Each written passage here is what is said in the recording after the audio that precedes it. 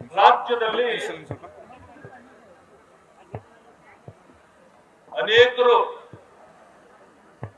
ಆಮಿಷಗಳಿಗೆ ಬಿದ್ದು ಗ್ಯಾರಂಟಿಗಳನ್ನು ನೋಡಿ ಒಂದು ಸರ್ಕಾರವನ್ನ ತಂದರು. ಆ ಸರ್ಕಾರ ಕೇವಲ 5 ಗ್ಯಾರಂಟಿಗಳನ್ನ ಮುಂದೆ ಮಾಡಿ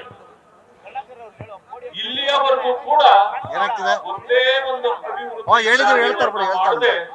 ಕಾಲಹರಣ ಮಾಡ್ತಾ ಇದೆ. ಈ ಮಧ್ಯದಲ್ಲಿ ರಾಜ್ಯಾದ್ಯಂತ ರೈತ ಬಂಧುಗಳು ಅನೇಕ ಸಮಸ್ಯೆಗಳನ್ನ ಈ ಸಮಸ್ಯೆಗಳೆಲ್ಲಕ್ಕೂ ಕೂಡ ಆಡಳಿತ ಸರ್ಕಾರ ಎಚ್ಚೆತ್ತು ಕೆಲಸ ಮಾಡಬೇಕಾಗಿತ್ತು. ಸಮಸ್ಯೆಗಳನ್ನ ರೈತರು ಬೀದಿಗಿಳಿದು ಇಷ್ಟು ಹೋರಾಟ ಮಾಡಿದ್ರು ಕೂಡ ತಲೆ ಕೆಡಿಸ್ಕೊಳ್ತಾ ಇಲ್ಲ. ನಿನ್ನೆ ಹೇಳಿದ್ದಾರೆ ಬಿಜೆಪಿ ಅವರು ಏನ್ ಬೇಕಾದ್ರೂ ಹೋರಾಟ ಮಾಡ್ಲಿ, ನಾವು ತಲೆ ಕೆಡಿಸ್ಕೊಳ್ಳೋದಿಲ್ಲ. ನಮ್ಗೆ ಆವಾಗಲೇ ಗೊತ್ತಾಯ್ತು ಈ ಸರ್ಕಾರಕ್ಕೆ ತಲೆ ಇಲ್ಲ ಅಂತ. ತಲೆ ಇದ್ದ ಮೇಲೆ ತಲೆ ಕೆಡಿಸ್ಕೊಳ್ಬೇಕಲ್ಲ. ಆದ್ರಿಂದ ಈ ಸರ್ಕಾರ ಉಪಮುಖ್ಯಮಂತ್ರಿಗಳು ಹೇಳಿದ್ರು ಹಿಂದೆ ಬಿಜೆಪಿ ಅವರು ಏನು ಬೇಕಾದ್ರೂ ಸರಿ, ನಾವು ಅದನ್ನ ತಲೆ ಕೆಡಿಸ್ಕೊಳ್ಳಲ್ಲ. ಅಂದ್ರೆ ಮಾನ್ಯ ಮುಖ್ಯಮಂತ್ರಿಗಳು ಉಪಮುಖ್ಯಮಂತ್ರಿಗಳು ಯಾವ ಮಟ್ಟಕ್ಕೆ ಇಳಿದಿದ್ದಾರೆ ಅಂತಕ್ಕಂಥದ್ದನ್ನೇ ನಾವಿಲ್ಲಿ ಅರ್ಥ ಮಾಡ್ಕೊಳ್ಬೇಕು. ರಾಜ್ಯದಲ್ಲಿ ಅನೇಕ ಸಮಸ್ಯೆಗಳಿದೆ. ಈ ವರ್ಷದ್ದೇ ತಗೊಳ್ಳೋಣ. 3 ತಿಂಗಳ ಹಿಂದೆ ಅತಿವೃಷ್ಟಿಗೆ ಅನೇಕ ಪ್ರದೇಶಗಳು ತುತ್ತಾದ. ಅದು ಬೆಳಗಾವಿಯಿಂದ ಹಿಡಿದು ಬಾಗಲಕೋಟೆ, ಬಿಜಾಪುರ, ಬೀದರ್, ಗುಲ್ಬರ್ಗ, ಯಾದಗಿರಿ, ಕೊಪ್ಪಳ, ಹೀಗೆ ಅನೇಕ ಜಿಲ್ಲೆಗಳು ಎಲ್ಲ ಬೆಳೆಗಳನ್ನ ನಾಶ ಆಯಿತು. ಇವತ್ತಲ್ಲಿ ಬೆಳೀತಾ ಇದ್ದ ಹತ್ತಿ, ಇವತ್ತು ಹತ್ತಿ ಬೆಳೆ ಇಲ್ಲ, ತೊಗರಿ ಇಲ್ಲ, ಉದ್ದು ಇಲ್ಲ. ಇಂಥ ಪರಿಸ್ಥಿತಿ ಬಂದಾಗ ಸರ್ಕಾರ ರೈತರ ಸಮಸ್ಯೆಗಳನ್ನ ಕೇಳಿ ಪರಿಹಾರಕ್ಕೆ ನಿಲ್ಲಬೇಕಾಗಿತ್ತು.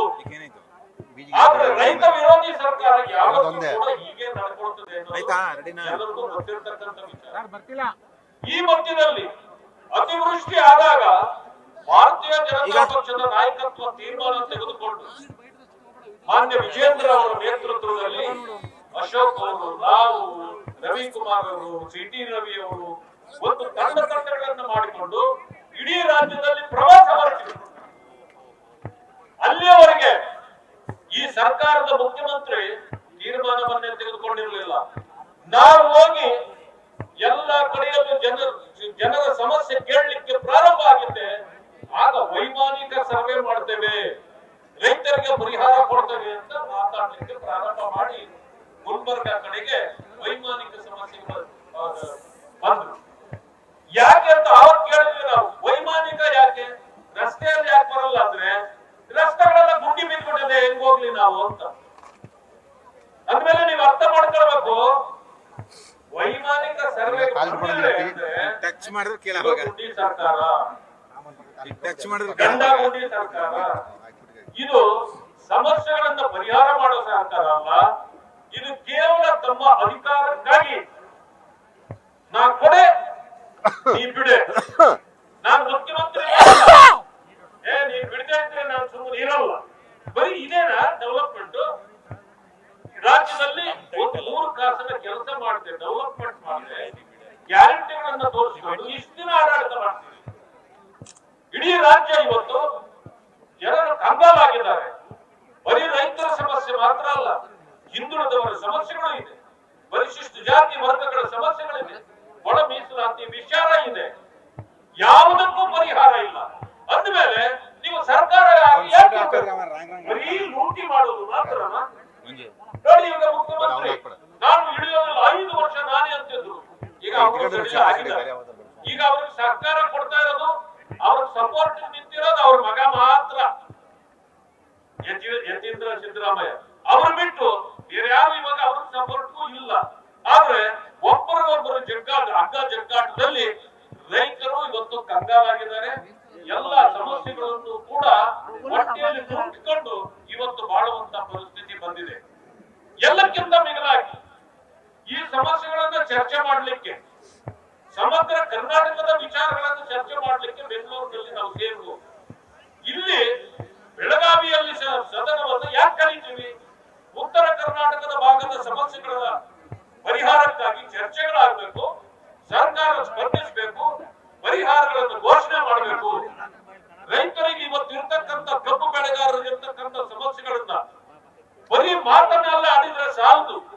ಪರಿಹಾರ ಅವರ ಮನೆಗೆ ರೀಚ್ ಆಗ್ಬೇಕು, ಅವರ ಕೈ ಸೇರ್ಬೇಕು. ಮೆಕ್ಕೆಜೋಳ ಎಂತ ಪರಿಸ್ಥಿತಿ ಇದೆ, 20 ಕ್ವಿಂಟಾಲ್ ಮಾತ್ರ ಖರೀದಿ ಮಾಡ್ತೀನಿ ಅಂತಾರೆ ಒಬ್ಬ ರೈತನ ಹತ್ರ. ಅವನು 100 ಕ್ವಿಂಟಾಲ್ ಬೆಳೆದಿದ್ರೆ ಎಲ್ಲಿ ಉಳಿದಿದ್ದನ್ನ ಎಲ್ಲಿ ಕಳಿಸ್ಬೇಕು? ಸಿದ್ದರಾಮಯ್ಯನವರ ಖಜಾನೆ ಕಳಿಸ್ಬೇಕಾ? ಡಿ.ಕೆ. ಶಿವಕುಮಾರ್ ಅವರ ಖಜಾನೆ ಮನೆಗೆ ಕಳಿಸ್ಬೇಕಾ? ಇದು ಅರ್ಥ ಆಗೋದಿಲ್ವಾ ನಿಮಗೆ? ಎಷ್ಟು ಬೆಳೀತಾರ ಅಷ್ಟನ್ನ ಖರೀದಿ ಮಾಡ್ಬೇಕು. ಇದು ಖರೀದಿ ಕೇಂದ್ರಗಳನ್ನು ತೆಗೀರಿ ಅಂತೇಳಿ ನಾವು ಮೊದಲೇ ಹೇಳಿದ್ದೇವೆ. ರೈತನು ಬೆಳೆದ ಬೆಳೆಗಳಿಗೆ ಸರಿಯಾದ ಬೆಲೆ ಸಿಗಬೇಕು. ಖರೀದಿ ಕೇಂದ್ರಗಳನ್ನು ತೆಗೆದ್ರೆ ಅಂತಂದ್ರೆ ಇವರು ತಮ್ಮ ಪಕ್ಷದಲ್ಲೇ ಇರತಕ್ಕಂತ ಶಾಸಕರನ್ನ ಖರೀದಿ ಮಾಡೋ ಕೇಂದ್ರಗಳನ್ನ ತೆಗೆದುಕೊಟ್ಬಿಟ್ರು. ಇದ ಒಂದು ಸರ್ಕಾರ ಮಾಡಬೇಕಾಗಿರೋದು. ನಿಮ್ಮ ಪಾಡು, ನಿಮ್ಮ ಅಧಿಕಾರ ಹಂಚಿಕೆ ನೀವೇನಾದ್ರೂ ಮಾಡ್ಕೊಳ್ಳಿ. ಆ ಕಡೆ 1 ವರ್ಷದಿಂದ ನೋಡ್ತೇವೆ ಕ್ಯಾಬಿನೆಟ್ ರೀಶಫಲ್ ಅಂತ ಹೇಳ್ತಾರೆ, ಮಾಡ್ಲಿಕ್ಕೆ ಯೋಗ್ಯತೆ ಇಲ್ಲ. ಅಧಿಕಾರ ಹಂಚಿಕೆ ಅಂತಾರೆ, ಮಾಡಿ ಬೇಗ ಅದನ್ನು ತೀರ್ಮಾನ ಮಾಡಿಕೊಂಡು ಜನರ ಸಮಸ್ಯೆಗಳನ್ನ ಕೇಳ್ತಕ್ಕಂಥ ಕೆಲಸ ಮಾಡಿ ಅಂತ ನಾವು ಇಷ್ಟೊಂದು ವಿರೋಧ ಪಕ್ಷದ ನಾಯಕರು ಎಲ್ಲರೂ ಸೇರಿ ಕೇಳಿದ್ರು ಕೂಡ ಅದಕ್ಕೆ ಉತ್ತರ ಇಲ್ಲ. ಬೆಳಗ್ಗೆಯಿಂದ ಸಂಜೆವರೆಗೂ ಇದೇ ಕಾರ್ಯಗಳನ್ನ ಮಾಡಿಕೊಂಡು ಇವತ್ತು ರಾಜ್ಯದಲ್ಲಿ ಅನೇಕ ಸಮಸ್ಯೆಗಳು ಇದೆ. ಮಾತೆತ್ತಿದ್ರೆ ಬಿಜೆಪಿಯವರೆಲ್ಲ ಕೇಂದ್ರ ಸರ್ಕಾರದ ವಿರುದ್ಧ ಹೋರಾಟ ಮಾಡ್ಲಿ ಅಂತಾರೆ. ರಾಜ್ಯದಲ್ಲಿ ಕಾಂಗ್ರೆಸ್ ಸರ್ಕಾರವನ್ನು ಗೆಲ್ತಿರೋದು ಬಿಜೆಪಿಯವರು ಹೋರಾಟ ಮಾಡ್ಲಿಕ್ಕ? ನಿಮಗೆ ತಾಕತ್ತಿದ್ರೆ ಲವ್ ಲೆಟರ್ ಬರೆಯೋದು ಬಿಟ್ಬಿಡಿ. ಕೇಂದ್ರ ಸರ್ಕಾರ ಈಗಾಗಲೇ ಡಿಕ್ಲೇರ್ ಮಾಡಿದೆ, ಕರ್ನಾಟಕ ಸರ್ಕಾರಕ್ಕೆ ಕೊಡಬೇಕಾದ ಯಾವ ಹಣವೂ ಬಾಕಿ ಇಲ್ಲ, ನಾವೆಲ್ಲ ಕಾಲಕ್ಕೆ ಕೊಡ್ತಾ ಇದ್ದೇವೆ, ಅವರು ಸುಳ್ಳು ಹೇಳುತ್ತಿದ್ದಾರೆ ಅಂತ. ಈ ಸುಳ್ಳು ಹೇಳಿಕೊಂಡು ನೀವು ಎಷ್ಟು ದಿನ ಕಾಲ ಹರಣ ಮಾಡ್ಲಿಕ್ಕೆ ಸಾಧ್ಯ ಇದೆ? ಆದ್ರಿಂದ ನಿಮಗೆ ತಾಕತ್ತಿದ್ರೆ ಯಾವ್ದಾದ್ರೂ ಬರ್ಬೇಕಂತಿದ್ರೆ ಹೋಗಿ ಕೇಂದ್ರ ಸರ್ಕಾರದ ಜೊತೆಯಲ್ಲಿ ಮಾತುಕತೆ ಮಾಡಿ ತಗೊಂಡ್ ಬನ್ನಿ. ಅದು ಆಗಲಿಲ್ಲ ಅಂತಂದ್ರೆ ನೀವು ರಾಜೀನಾಮೆ ಕೊಟ್ಟು ಹೋಗುವುದೇ ಸೂಕ್ತ ಅಂತಕ್ಕಂಥ ಮಾತನ್ನು ಹೇಳಿ ನಾನು ಇವತ್ತು ಕೂಡ ನಿಮ್ಮ ಪರವಾಗಿ ರೈತರ ಈ ವಿಚಾರಗಳನ್ನು ತೆಗೆದುಕೊಂಡು ಈಗ ಮೇಲ್ಮನೆಯಲ್ಲಿ ನಾನು ಸಿ.ಟಿ. ರವಿ ಅವರು, ರವಿಕುಮಾರ್ ಅವರು, ಅನೇಕ ಮಿತ್ರರೆಲ್ಲ ಸೇರಿ ಇವತ್ತು ರೈತರ ಸಮಸ್ಯೆಯ ಬಗ್ಗೆ ಮಸೂದೆಯನ್ನು ಮಂಡಿಸಿದ್ದೇವೆ. ಇದರ ಬಗ್ಗೆ ಚರ್ಚೆ ಇವತ್ತಾಗೋದಿದೆ. ನೀವು ಹೊರಗಡೆ ಹೋರಾಟ ಮಾಡಿ, ನಾವು ಒಳಗಡೆಯೂ ಕೂಡ ನಿಮ್ಮ ಪರವಾಗಿ ಹೋರಾಟ ಮಾಡ್ತೇವೆ ಅಂತ ಮಾತನ್ನ ತಮಗೆ ಹೇಳಿ ನಾನು ನಿರ್ಗಮಿಸಬೇಕಾಗಿದೆ. ನಿಮ್ಮೆಲ್ಲರ ಒಂದು ಕ್ಷಮೆಯನ್ನು ಕೇಳಿ ನಾನು ಬಹುತ್ತು ಇಲ್ಲಿ ಇರ್ಲಿಕ್ಕಾಗಲ್ಲ, ಯಾಕಂದ್ರೆ ಚರ್ಚೆ ಅಲ್ಲಿ ಬರ್ತದೆ. ನಿಮ್ಮ ಪರವಾಗಿ ನಾವು ಚರ್ಚೆ ಮಾಡಬೇಕಾಗಿದೆ. ಆದ್ರಿಂದ ನಿರ್ಗಮಿಸಲಿಕ್ಕೆ ತಾವು ಅನುಮತಿ ನೀಡಿದ್ದೀರಿ ಅಂತ ತಿಳಿದು ನನ್ನ ಮಾತುಗಳಿಗೆ ಮುಕ್ತಾಯ ಮಾಡ್ತೇನೆ. ಎಲ್ಲರಿಗೂ ನಮಸ್ಕಾರ. ನ್ಯೂಸ್ ಫಸ್ಟ್ ನಿರ್ಭೀತಿಯಿಂದ ನಿಮ್ಮ ಪರವಾಗಿ.